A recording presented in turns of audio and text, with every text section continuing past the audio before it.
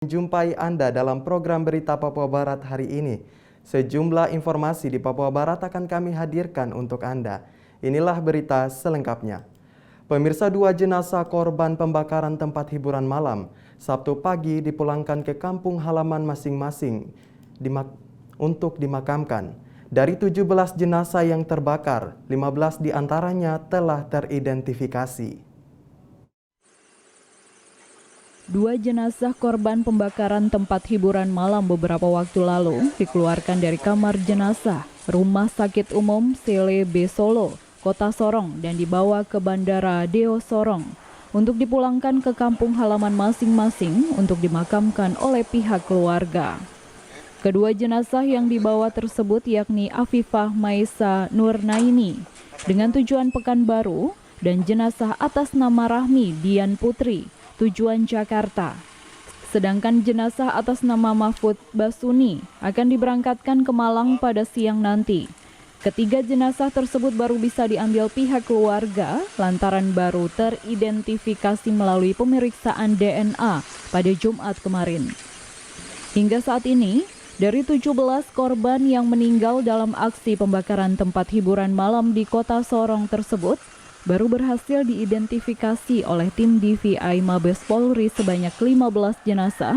2 jenazah yang belum teridentifikasi masih menunggu hasil pemeriksaan DNA oleh tim dokter.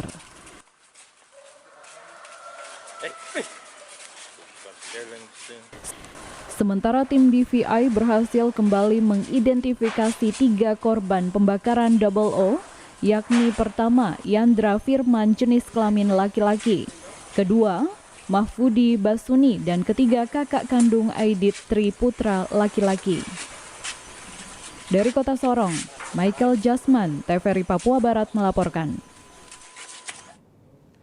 Jembatan Mawoi pada ruas Jalan Wasior Sobei di Kabupaten Teluk Ondama nyaris putus karena tergerus banjir pada Kamis dini hari lalu. Akibatnya arus lalu lintas dari kawasan transmigrasi yang akan menuju ke kota Wasior maupun sebaliknya terputus.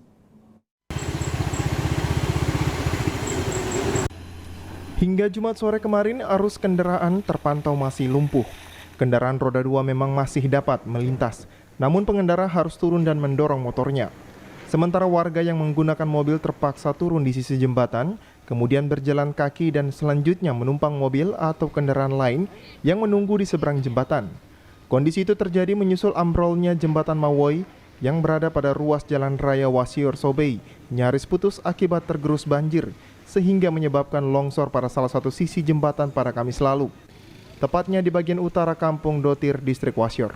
Dinas PUPR bersama BPBD setempat sejak Kamis siang telah menurunkan 2 unit alat berat untuk melakukan penanganan dengan membuka jalan darurat, serta berupaya menutup bagian jembatan yang longsor dengan memasang turap.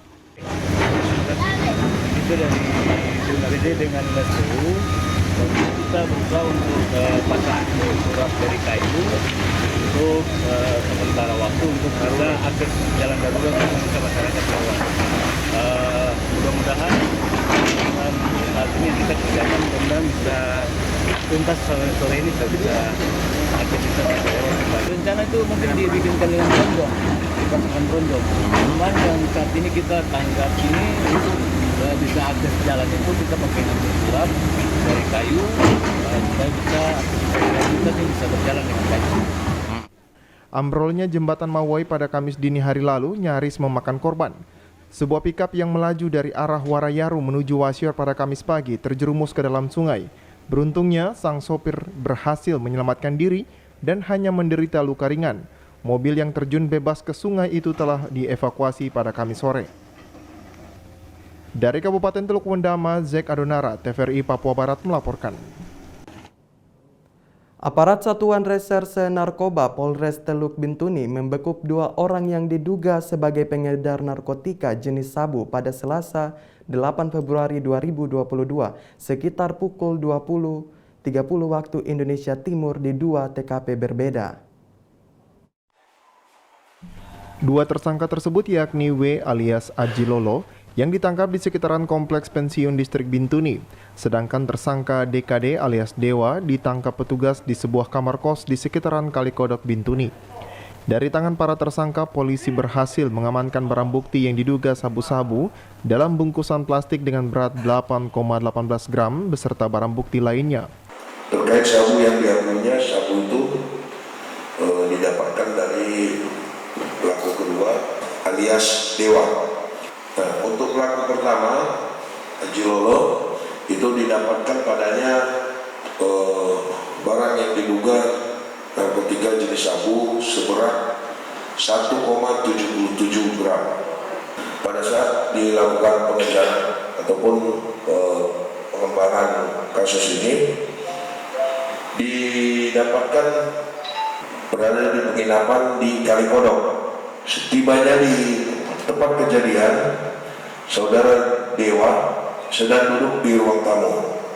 Pelaku Winda alias Haji Lolo dipertemukan dengannya dan diakui bahwa pelaku Winda bertugas sebagai penjual sabu dan dari hasil penjualan diberikan upah sebesar 500.000 ke Winda oleh saudara Dewa. Petugas kami melakukan pemeriksaan terhadap saudara Dewa dan saat itu juga saudara Dewa menunjukkan 3 buah saset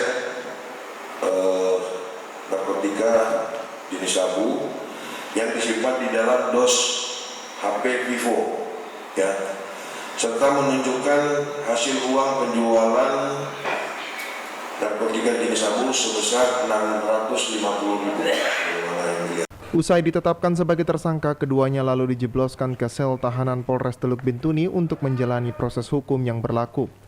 Sesuai keterangan polisi, kedua tersangka akan dijerat dengan pasal 114 ayat 1 Undang-Undang Nomor 35 Tahun 2009 tentang narkotika dengan ancaman kurungan penjara minimal 5 tahun dan denda paling banyak 10 miliar rupiah. Serta pasal 112 ayat 1 Undang-Undang Nomor 35 Tahun 2009 tentang narkotika dengan ancaman kurungan penjara minimal 4 tahun dan denda paling banyak 8 miliar rupiah. Dari Teluk Bintuni, Valentino Wan, Mata VRI, Papua Barat melaporkan. Sebanyak 300 Bintara Noken pada Jumat pagi kembali ke Polres mengikuti apel perdana yang dipimpin oleh Kapolres Manokwari AKBP Parasian Herman Gultom. Sebanyak 300 Bintara Noken asal Polres Manokwari telah kembali mengikuti apel perdana yang berlangsung di Mapolres usai menjalani cuti selama hampir 2 minggu. Kapolres Manokwari melalui Kabak Sumda, Kompol Abdullah Tabo mengatakan, dari 300 Bintara Noken, 100 diantaranya disiapkan ke Kabupaten Pegunungan Arfak. Akan tetapi, pelaksanaan tugas di Pegaf masih sepenuhnya diserahkan ke Polres Manokwari hingga menunggu pengisian rampung, sehingga secara bertahap seluruh Bintara akan digeser kembali ke Kabupaten Pegaf.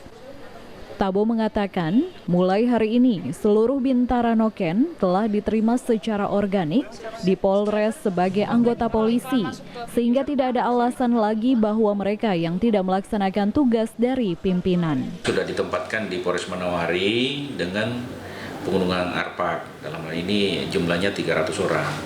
Alokasinya 200 orang di Polres Manokwari, 100 di Pegaf, tapi pengawasan pelaksanaan tugas yang di Pegaf masih menginduk ke Polres Manokwari.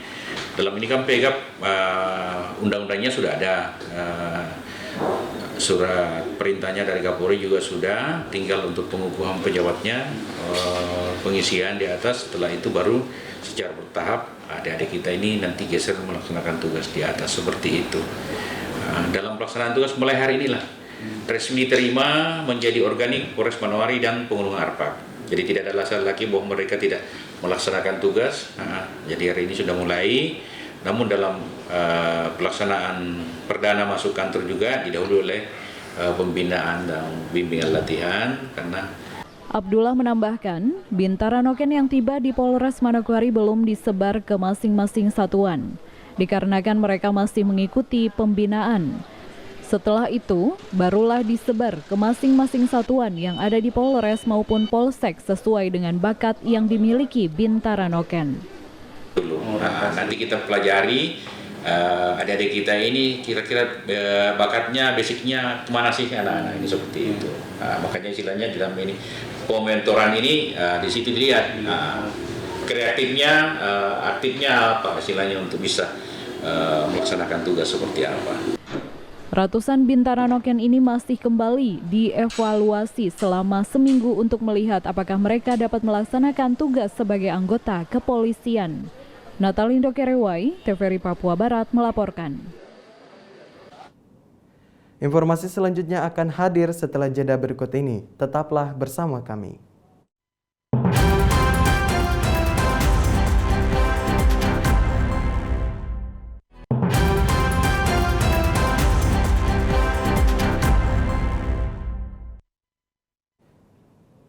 Terima kasih Anda masih bersama kami. Pemirsa, Asisten 2 Setda Papua Barat Melkia Swerinusa berharap ASN di Limkup Papua Barat dapat melaksanakan tugas dengan baik karena hak ASN sudah digaji oleh negara.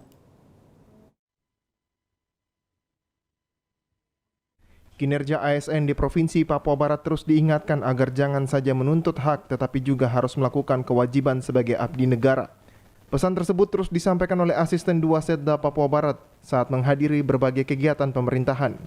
Saat diwawancarai, Melkia Swerinusa mengatakan, sebagai abdi negara, semua pekerjaan diatur sesuai dengan peraturan pemerintah, serta menerapkan kedisiplinan.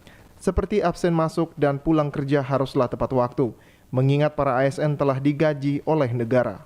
Bahwa kita bekerja itu diatur, kita tidak bebas merdeka, seolah-olah tidak ada. Di atas kita ada pimpinan, ada aturan.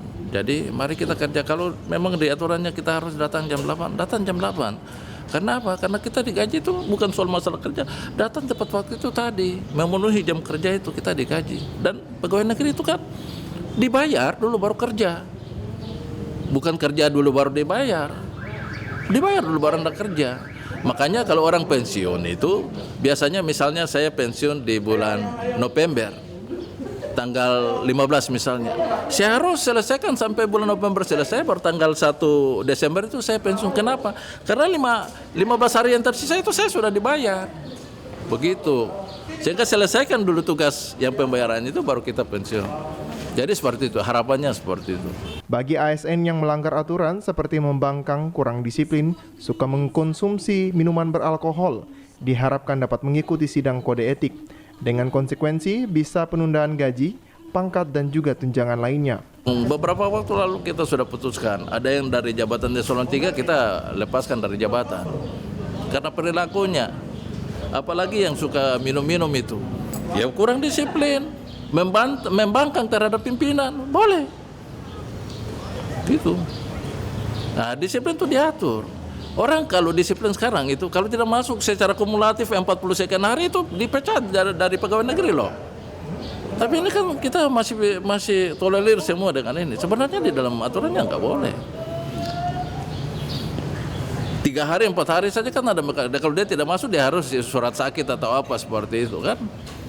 Nah memang ASN itu diatur dengan aturan. Jadi tidak apa namanya. Hanya kita karena penegakan aturannya tidak seperti TNI Polri kan. Kalau kita penegakan hukumnya seperti TNI Polri, banyak yang iya gitu. Namun untuk saat ini di Provinsi Papua Barat penegakannya yang belum bisa dilakukan. Seperti pada instansi TNI Polri, sehingga pelanggaran-pelanggaran yang dilakukan dapat diberikan teguran dan peringatan. Jimmy Tabisu, TVRI Papua Barat melaporkan. Sempat vakum selama 2 tahun akibat pandemi COVID-19, akhirnya Pawai Seni dan Budaya kembali digelar di Kabupaten Manokwari dengan sejumlah peserta yang terbatas. Mengusung tema Perilaku Mencerminkan Budayaku dan Identitasku, Pawai Seni Budaya Provinsi Papua Barat tahun 2022 kembali digelar setelah sempat vakum selama 2 tahun akibat pandemi COVID-19.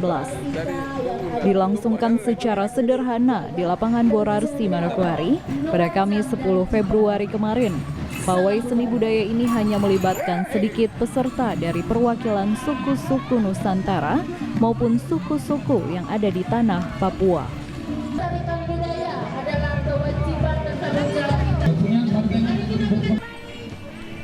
Pantauan TVRI di lapangan, pawai seni budaya tersebut dilepas dan turut disaksikan oleh Gubernur Papua Barat, Domingus Mandacan, beserta beberapa pejabat di lingkungan Pemprov Papua Barat.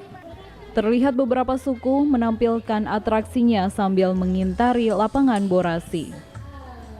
Dalam arahannya, Gubernur Papua Barat mengharapkan agar semua pihak bisa terus bersatu, menjaga kekeluargaan, meningkatkan rasa persaudaraan antara suku, agama, ras, budaya, sebagai cerminan toleransi di bumi Kasuari. Domingus Mandacan juga menyebut, pawai seni budaya ini sangat penting untuk dilaksanakan, karena dari seni budaya, masyarakat juga bisa saling mengenal. Melalui pagelaran pawai seni dan budaya, kata Eli, dapat mempersatukan masyarakat dari tiap-tiap suku dari Sabang sampai Merauke, karena budaya adalah jati diri yang harus terus dilestarikan. Jimmy Tabisu, TVRI Papua Barat melaporkan. Pemirsa, dana desa tahap pertama tahun anggaran 2022 yang bersumber dari APBN diserahkan Bupati Teluk Bintuni Petrus Kasihi secara simbolis di ruang rapat kantor Dinas Pemberdayaan Masyarakat dan Kampung Kamis 10 Februari 2022. Proses penyerahan secara simbolis ini disaksikan Kepala Dinas PMK Teluk Bintuni, Haris Tahir, beserta pejabat eselon di Dinas PMK serta sejumlah aparat kampung dari 115 kampung penerima. Dalam arahannya, Bupati menghimbau seluruh aparat kampung yang mengelola dana desa harus mematuhi petunjuk teknis sesuai ketentuan perundang-undangan yang berlaku. Hal ini menurut Bupati sangat penting, sebab dengan mematuhi ketentuan yang ada, maka dapat menghindari aparat kampung dari masalah hukum.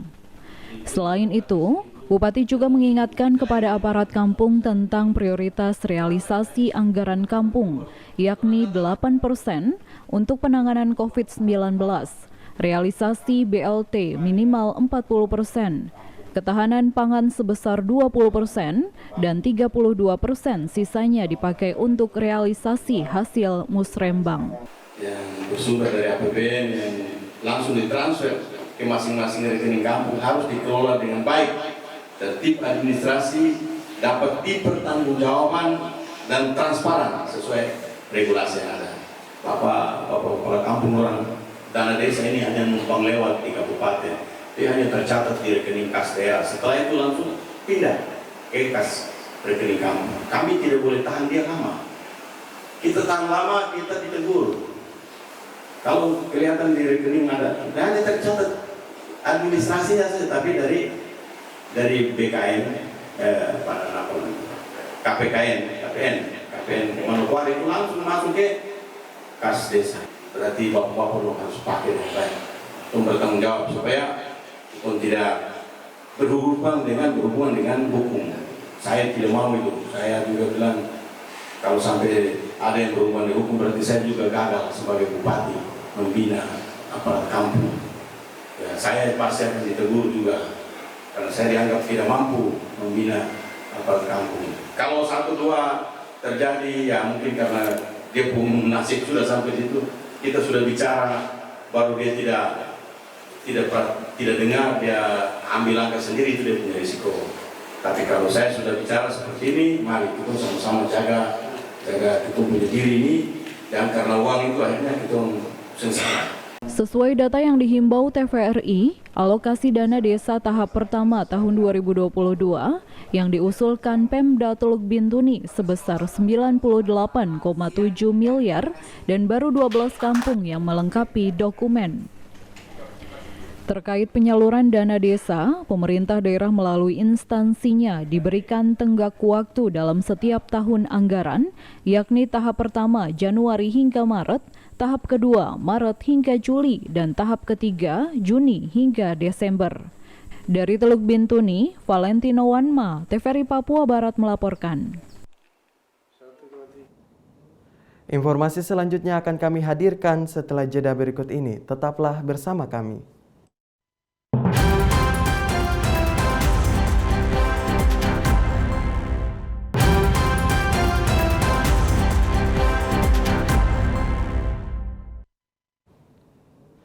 Terima kasih Anda masih bersama kami.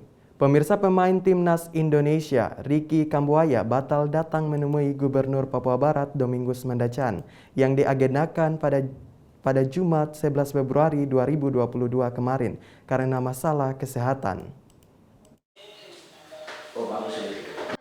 Demikian disampaikan Sekretaris DM Center Papua Barat Moses Sambono kepada TVRI. Ia mengatakan kedatangan pemain tim nasional Indonesia Ricky Kambuaya sudah dipersiapkan sejak 1 minggu lalu. Namun karena masalah kesehatan, pemain timnas di Piala AFF tahun lalu batal datang ke Manokwari. Sambono menjelaskan, kedatangan Ricky Kambuaya merupakan permintaan langsung Gubernur Domingus Mandacan yang ingin mendengar tentang perkembangan sepak bola di tanah air maupun Papua Barat. Selain itu, Gubernur ingin menyampaikan apresiasi secara langsung kepada Ricky Kambuaya atas prestasi yang telah membawa nama timnas Indonesia di kancah internasional. Ada Ricky Kambuaya, pemain timnas, gelandang timnas Indonesia ke Manokwari terkendala karena faktor kesehatan sebagaimana apa yang disampaikan oleh Ade Ricky sendiri. Kegiatan yang kami sudah siapkan 1 minggu berjalan ini tidak lain kami diminta oleh Bapak Gubernur Papua Barat, Bapak Dr. Andus Domingus Mandacan tanggal 2 Februari. Beliau mengundang Ade Ricky untuk datang ke Manokwari dan beliau ingin mendengar sendiri dan berdiskusi hal-hal yang terkait dengan perkembangan sepak bola.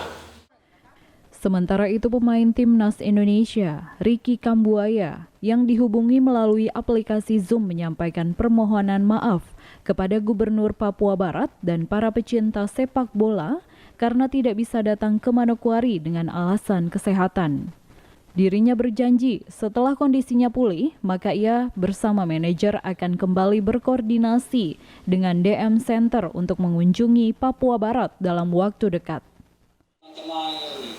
DM Center Papua Barat maupun seluruh pecinta sepak bola di Papua Barat, khususnya di Manokwari, karena saya tidak bisa berangkat ke Manokwari hari ini dikarenakan alasan kesehatan. Saya dan manajer tim kami akan tetap berkoordinasi dengan teman-teman DM Center untuk mengagendakan waktu lain setelah kondisi saya sudah pulih kembali. Kedatangan Ricky Kambuaya selain mengunjungi Papua Barat nantinya dapat memotivasi pemain-pemain muda yang ada di sekolah sepak bola SSB yang ada di Manokwari. Natalindo Kerewai, TVRI Papua Barat melaporkan. Memeriahkan hari lahir Nahdlatul Ulama yang ke-96 pada tanggal 31 Januari 2022 lalu, pengurus cabang Nahdlatul Ulama Kabupaten Kaimana pagi tadi menggelar pawai hadrat dan dilanjutkan dengan tablik akbar pada hari Minggu besok. Mulai bergerak. Mari kita berhitung bersama-sama. 1, 3. Peserta pawai hadrat dilepas langsung oleh Bupati Kaimana, Freddy T, yang berlangsung di Taman Jokowi Iriana, Kabupaten Kaimana pada Sabtu pagi tadi. Bupati juga berkesempatan menabuh tifa hadrat bersama kedua PCNU Kaimana. Usai dilepas secara resmi oleh Bupati, peserta pawai hadrat mengelilingi sejumlah ruas jalan yang berada di dalam kota Kaimana, diiringi dengan tabuhan tifa hadrat serta salawat Nabi. Ketua PCNU Kabupaten Kaimana, Sahri, kepada TVRI di sela-sela pelaksanaan pawai akbar mengatakan, pelaksanaan pawai hadrat dan tablik akbar dilaksanakan dalam rangka Harla NU yang ke-96. Ini dalam rangka Harla NU yang ke-96, kita fokuskan yang pertama hari ini kegiatan pawai hadrah, kita mencoba mengakomodasi adik-adik di remaja masjid kepada peserta hadrat bisa untuk hadrat pandemik ya, maju ke arena tenda. menyampaikan aspirasi mereka untuk melakukan Sekali lagi kepada peserta hadrat untuk masuk di arena tenda. Memaafkan tradisi dan tradisi keagamaan itu kita semanfatkan sekarang.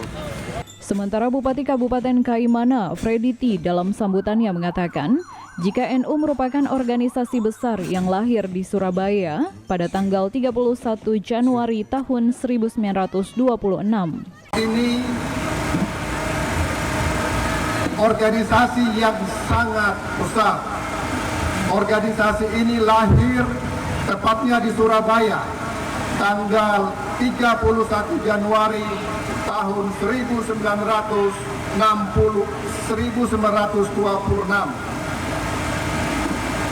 NU dalam kiprahnya di Indonesia sudah banyak yang mereka lakukan, baik dalam bidang ekonomi, pendidikan, kesehatan, maupun sosial budaya.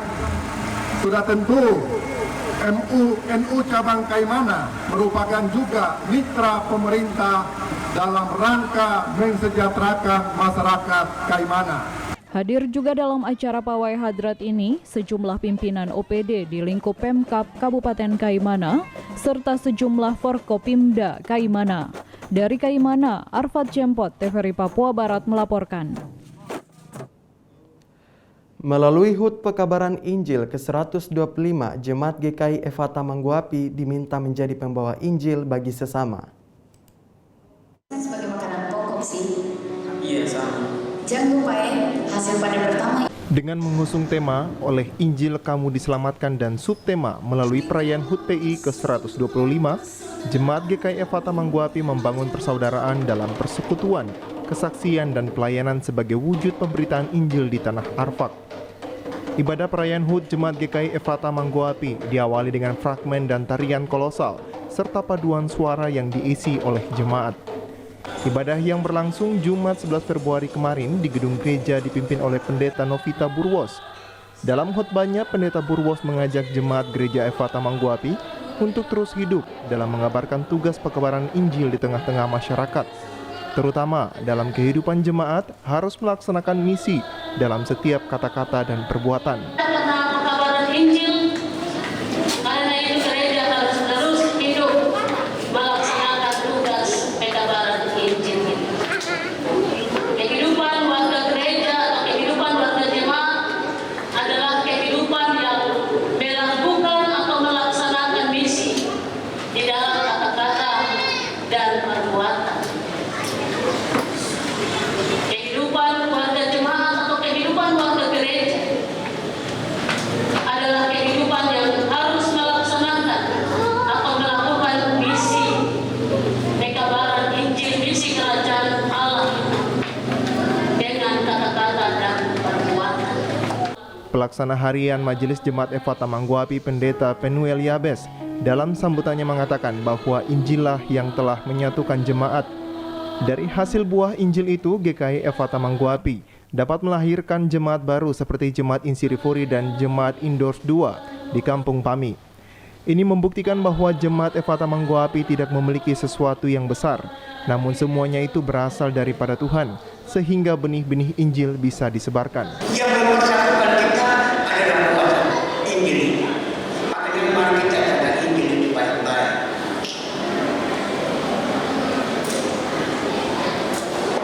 Dan hasil dari sebuah perjuangan itu, jemaat ini menghasilkan beberapa jemaat, melahirkan beberapa jemaat.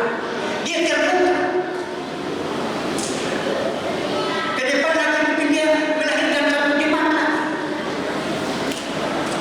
Itu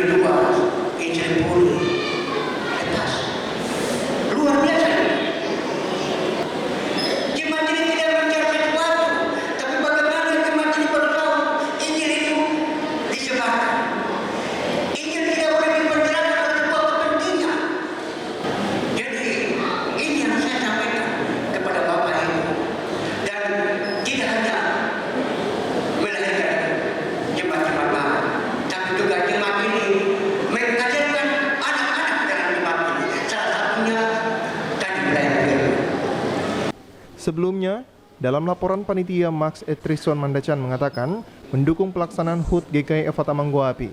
Berbagai macam kegiatan telah dilaksanakan, diantaranya diskusi terbatas unsur-unsur jemaat tentang sejarah gereja Eva Tamangguapi, peluncuran buku 125 tahun Eva Tamangguapi, lomba cerdas cermat Alkitab, lomba vokal grup Rayon 1 sampai Rayon 8 dan lomba mewarnai gambar untuk tingkat anak, pasar murah dan pelayanan kasih ke lapas kelas 2B Manokwari. Kegiatan dan beberapa kegiatan yaitu diskusi terbatas unsur-unsur jemaat tentang sejarah adanya unsur-unsur di jemaat itu dilaksanakan tanggal 29 Januari. Yang kedua,